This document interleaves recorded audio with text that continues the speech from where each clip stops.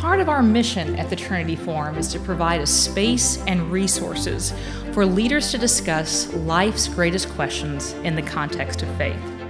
And certainly, one of those great questions is the proper relationship between the claims of science and faith. Discovery and doxology, scientific discovery in light of Christian faith, praising God for the wonders that are being discovered by science and pondering the implications for our faith and how we can understand it through that lens. I'm a Christian, I'm a scientist with a Hindu background, Indian ancestry, Canadian birth, and American citizenship. I've committed my life to both science and faith, but they don't occupy separate parts of my brain. We live in an era where science and faith are widely believed to be in conflict. Religion needs to be informed by science, but it doesn't need to be replaced by science. I can tell you that after 30 years of studying the visual system, I now believe that visual perception is more miraculous than I did when I started. Now I will tell you, when I arrived in medical school, after studying quantum mechanics and reducing everything to second-order differential equations and being a very reductionist kind of person, I had gone from being an agnostic to becoming an atheist. And I was an atheist when I arrived in that medical school. But I left that medical school as a believer. So how did that happen? Well, it happened by sitting at the bedside of people who were facing the end of their life and trying to understand how they would wrestle with that kind of circumstance when I had no idea how I would, and realizing that my arguments about the irrationality of faith were those of a schoolboy. I think that we can offer wisdom to a society that is drowning in information precisely because we have a rich, complex story to tell about what human beings are, who we are, and whose we are, and we can embody that. In the church, we need more Christians who are scientists. And we need more scientists in the pews. Throughout the centuries, we've made various claims about our behavioral uniqueness as humans. But these claims often have not stood the test of time.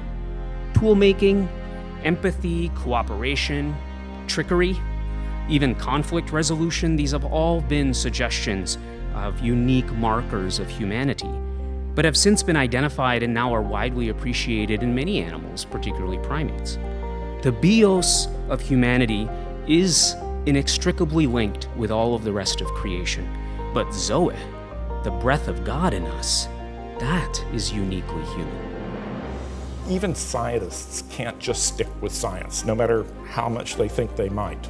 And what I really argue is that the religious mode of thought and belief is a normal and necessary mode of evaluation and decision-making in real life for all of us, all right? For scientists, non-scientists, for everyone. Personally, I see God as beyond time. And I think the scientific evidence fits very well with that, because in the theory of general relativity, we find that space and time are intertwined. And so they're one fabric together.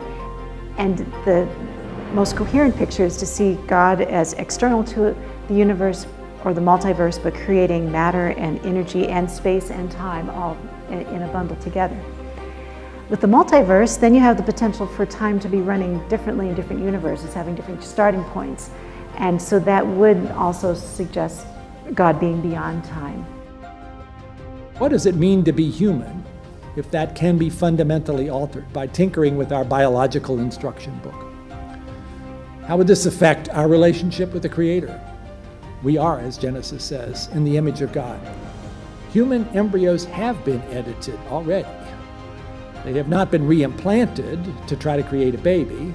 They've been destroyed after a few days, but the technology works.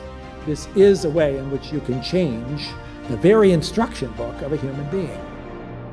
I hope all of us in this conversation this evening can both celebrate the advances, which are breathtaking and have so much promise, but also figure out how it is that we, as children of God, need to take that responsibility with the greatest seriousness and respect that we are fearfully and wonderfully made, and we might want to think very hard about remaking ourselves in that way.